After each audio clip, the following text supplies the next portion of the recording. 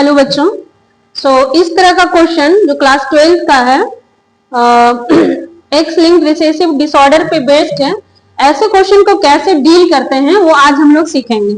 इसका basic concept ये है कि अगर ये हीमोफिलिक है यानी डिजीज हीमोफीलिया है तो ये एक एक्स लिंक्ड रिसेसिव डिसऑर्डर है। ये कैसा डिसऑर्डर है? एक एक्स लिंक्ड रिसेसिव डिसऑर्डर है। इसका मतलब ये हुआ कि इसका जो हीमोफीलिया का जो जीन होता है वो एक्स क्रोमोसोम पे प्रेजेंट होता है। हीमोफीलिया का जीन एक्स क्रोमोसोम पे प्रेजेंट होगा और रिसेसिव है। रिसेसिव कहने का मतलब ये हुआ एक्स लिंक। यहां पे हम लोग जानेंगे कि हीमोफीलिया इज एक्स लिंक्ड। क्या बोलिएगा? एक्स लिंक्ड रिसेसिव डिसऑर्डर है। रिसेसिव डिसऑर्डर है यानी कि एक्स क्रोमोसोम पे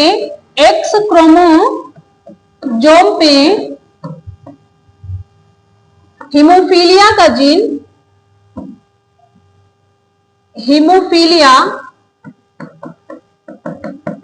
हीमोफीलिया का जीन प्रेजेंट होगा। ठीक, यहां तक समझ में आया होगा कि एक्स क्रोमोसोम पे हीमोफीलिया का जीन प्रेजेंट होगा। पहला, ये एक्स लिंक मतलब इसका यही मतलब होता है कि जो हीमोफीलिया करवा रहा है, जिस जीन की वजह से हीमोफीलिया हो रहा है, उसमें क्या होता है, वो कहां पे प्रेजेंट होता है? तो एक्स क्रोमोसोम पे प्रेजेंट होता है। पहला। दूसरा बात है कि ये चूंकि रिसेसिव डिसऑर्डर है, ये रिसेसिव है यानी कि ये होमोजाइगस कंडीशन में एक्सप्रेस होगा। होमोजाइगस कंडीशन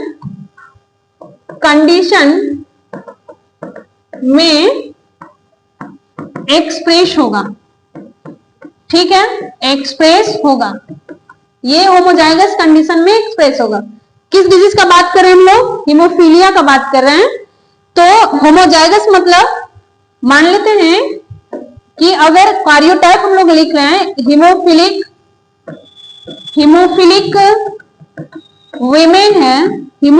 वीमेन है, तो इसका जो कार्योटाइप लिखेंगे, इसमें जो इसके न्यूक्लियस में जो क्रोमोसोम होगा वो कैसा होगा? 44 प्लस 44 हमारे ऑटोसोम हो जाएंगे और एक्स क्रोमोसोम पे हीमोफीलिया होगा और इसके दोनों ही एक्स क्रोमोसोम पे हीमोफीलिया होगा, तब जाके ये हीमोफिलिक कहलाएगी। तब जाके इसमें हीमोफीलिया वाला जो कैरेक्टर है, वो जो फिनोटाइप है, वो शो होगा। किसमें? जब ये वाला जीनोटाइप होगा। ठीक है, अब हम लोग बात करेंगे कि कैरियर वीमेन फॉर हीमोफीलिया। तो इसका जीनोटाइप कैसा होगा? 44 प्लस एक्स, इसी पे जीन रहेगा और एक एक्स क्रोमोसोम पे ये जीन नहीं है, यानी कि एक एक्स क्रोमोसोम आपका नॉर्मल होगा और दूसरा एक्स क्रोमोसोम है, एक क्रोमोसोम यानी दो एक्स क्रोमोसोम में, एक ही एक्स क्रोमोसोम में हीमोफीलिया का जीन प्रेजेंट होगा। एक क्रोमोसोम क्या होगा? नॉर्मल होगा। इसको बोलते हैं हम लोग कैरियर वीमेन। नॉर्मल वीमेन का जीनोटाइप हम लोग कैसे लिखते हैं? Normal women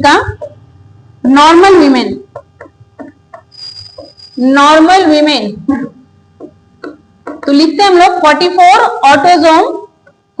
autosome plus x chromosome. ये तो क्लियर है। अब हम लोग बात करेंगे कि हीमोफिलिक मैन, तो इसको लिखेंगे 44 ऑटोसोम प्लस एक्स और एक्स क्रोमोसोम पे ही हमारा क्या है? हीमोफीलिया का जीन प्रेजेंट है। तो एक्स क्रोमोसोम पे हीमोफीलिया का जीन लिख दिया और ये हमारा हीमोफिलिक मैन का कार्योटाइप है। नेक्स्ट में हम लोग लिखेंगे, अगर नॉर्मल है, नॉर्मल मैन का कार्योटाइप कैसे होगा? 44 autosome plus X and Y. ये नॉर्मल मैन का कार्योटाइप है। अब हम लोग आते हैं क्वेश्चन पे। क्वेश्चन क्या बोल रहा है? क्वेश्चन बोल रहा है कि क्वेश्चन है ये है क्वेश्चन। क्वेश्चन बोल रहा है hemophilic man, hemophilic women, hemophilic women, यानी कि जब हम लोग इसका कार्योटाइप लिखेंगे तो क्या लिखेंगे 44 प्लस XHXH। कार्योटाइप क्या लिखा 44 ऑटोजोम प्लस X, यानी दोनों X क्रोमोजोम पे इसका हीमोफीलिया का जीन प्रेजेंट होगा। Married a normal man, normal man का 44 autosome plus X and Y इसका कार्योटाइप होगा। तो हम लोग लिख लेते हैं क्वेश्चन बनाने के लिए सॉल्यूशन में। पहले genotype, genotype for hemophilic women, hemophilic women में लिखेंगे हम लोग 44 ऑटोजोम प्लस X और दोनों X क्रोमोजोम पे हमारा हीमोफीलिया का जीन सबस्क्रिप्ट में लिखना है। दूसरा में लिखिएगा genotype, genotype for normal man, normal man. तो इसका आप लिखेंगे तो 44 autosome plus X and Y।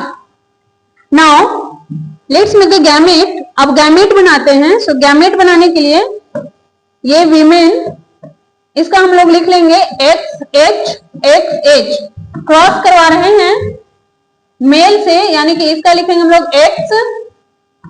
X normal है और ये Y, ये हमारा हो गया मेल वाला, मेल पेरेंट। ठीक, ये फीमेल पेरेंट यानी कि वीमेन, और ये हो गया मेल पेरेंट यानी कि ये हो गया मैन। मैन का हम लोग कार्योटाइप ये लिखे हैं और ये हमारा हो गया वीमेन का, वीमेन का। अब गैमेट बनाते हैं। गैमेट बनाया तो ये बनेगा XH, इसका भी XH बना लेते हैं और इसका क्या बनेगा X और ये Y। गैमेट बना। अब हम लोग क्रॉस डिवीजन करेंगे। सो इसको यहां से किया XHX। ठीक, अब इसी को सेम यहां से XHY और ये आप बनाए हैं दूसरा वाला गैमेट लिए। तो दूसरा चूंकि क्रॉसिंग एट रैंडम है, रैंडम क्रॉसिंग है, तो इसलिए XH लिखेगा, ये हमारा X हो गया और ये हमारा XY हो गया H। यानी कि हम लोग ये देख रहे हैं कि जो हीमोफीलिया का जीन है, ये जो हीमोफीलिया का जीन है ये सब में पास हो रहा है, ये हीमोफीलिया का जीन सब में पास हो रहा है। लेकिन जो हीमोफिलिक होगा ये खाली ये वाला हो रहा है। ये दोनों क्या है, ये कैरियर हो जाएगा, कैरियर हो जाएगा, ये भी क्या हो जाएगा कैरियर हो जाएगा। ठीक, कैरियर हो गया। और ये जो है, ये जो सन है, ये दोनों क्या हो जाएंगे हीमोफिलिक, ये दोनों क्या हो जाएंगे हीमोफिलिक, हीमोफिलिक, हीमोफिलिक सन, हीमोफिलिक ऑफस्प्रिंग की बात करेंगे अगर, तो ऑफस्प्रिंग कितना हो गया हीमोफिलिक, तो टोटल कितना निकल रहा है 4, उसमें हीमोफिलिक कितना हो गया है 2। नाउ परसेंटेज के लिए अगर बात करें हम लोग, सो परसेंटेज की बात करेंगे तो ये पूछ रहा है कि percentage of offspring being hemophilic, यानी इसके कितने ऑफस्प्रिंग, कितने चाइल्ड में, कितने चिल्ड्रन में हीमोफीलिया का जीन आ रहा है, हीमोफिलिक हो रहा है ये, यानी हीमोफीलिया का डिसऑर्डर हो रहा है। तो इसको कैलकुलेट करने के लिए थोड़ा सा मैथमेटिकल कैलकुलेशन है, उसको करते हैं। So total number of children for haemophilic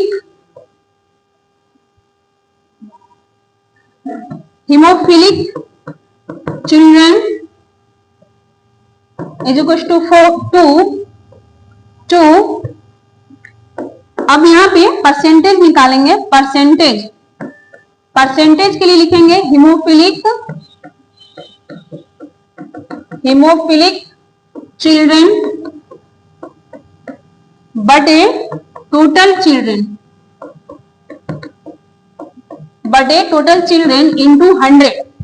यही है परसेंटेज, ऐसे ही निकालते हैं। यानी हीमोफिलिक चिल्ड्रन जितना हुआ उसका नंबर लिखेंगे, यानी कि नंबर, और टोटल चिल्ड्रन कितना हुआ उसका नंबर लिखेंगे। उसके बाद अगला कैलकुलेशन, सो यहाँ पे हीमोफिलिक कितना हम लोग लिखे हुए हैं 2, और टोटल चिल्ड्रन कितना है 4 इंटू 100, इसको काट दीजिएगा 25 आ जाएगा और बराबर 50%, यानी कि इस कपल का कितना परसेंट चिल्ड्रन हीमोफिलिक होगा, यानी 50%। और अगर सन का पूछता तो टोटल सन, यानी 2 सन है, यानी टोटल सन इसका हीमोफिलिक है, यानी सन के केस में 100% सन इसका क्या हो जाता, हीमोफिलिक है। Thank you so much.